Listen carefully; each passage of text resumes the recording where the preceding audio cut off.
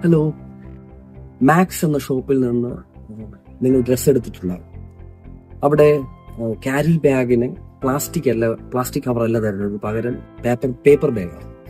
അതിനകത്തൊരു സ്റ്റേറ്റ്മെന്റ് എഴുതിയിട്ടുണ്ട്. ഇതിങ്ങനെയാണ്: there is no planet B.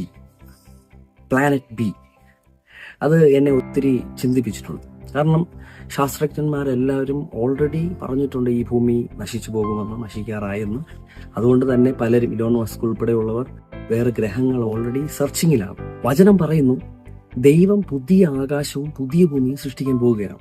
പഴയതിനെ നശിപ്പിച്ചു കളയാൻ പകരം പുതിയൊരു ആകാശത്തെയും പുതിയ ഭൂമിയെയും ദൈവം സൃഷ്ടിക്കും. ഇന്ന് ഉയർപ്പിന്റെ ദിവസമാണ്.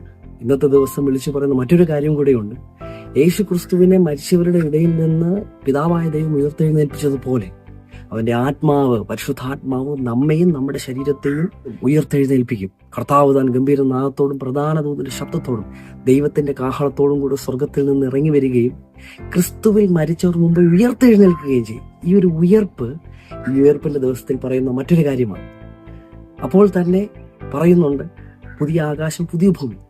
അവിടേക്കുള്ള എൻട്രി ടിക്കറ്റും കൂടെ നമുക്ക് ലഭിച്ചത് ഈ ക്രൂശിലാണ്. ഇതെല്ലാം ക്രൂശിൽ ദൈവം തികച്ചിരിക്കുകയാണ്. ഈ ഭൂമിയിലേക്ക് മാത്രമല്ല, വരുവാനുള്ള ലോകത്തിലേക്കും കൂടെയുള്ള പ്രവേശനവും നമുക്ക് തന്നിരിക്കുന്നത് ക്രൂശിലാണ്. യേശു മരിച്ചു, അടക്കപ്പെട്ടു, മൂന്നാം നാൾ ഉയർത്തെഴുന്നേറ്റത് കൊണ്ട് നാം അതിൽ വിശ്വസിക്കുന്നവർക്ക് ഇതെല്ലാം ലഭിക്കും.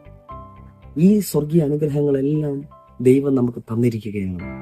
ഈ സദ്വർത്തമാനം, സുവിശേഷം ഞാൻ നിങ്ങളോട് വീണ്ടും പറയുകയാണ്. നിങ്ങൾ യേശുവിൽ വിശ്വസിച്ചിട്ടില്ല എങ്കിൽ നിങ്ങൾ വിശ്വസിക്കുക. കാരണം വരുവാനുള്ള ഒരു ലോകമുണ്ട്. ഈ ഭൂമി നശിക്കാൻ പോവുകയാണ്. ഈ ഭൂമിയിലുള്ളതെല്ലാം നശിച്ചു പോകും. എന്നാൽ യേശുവിൽ വിശ്വസിച്ചവർ യേശുവിനോട് കൂടെ യുഗായുഗങ്ങൾ മറ്റൊരു ഭൂമിയിൽ,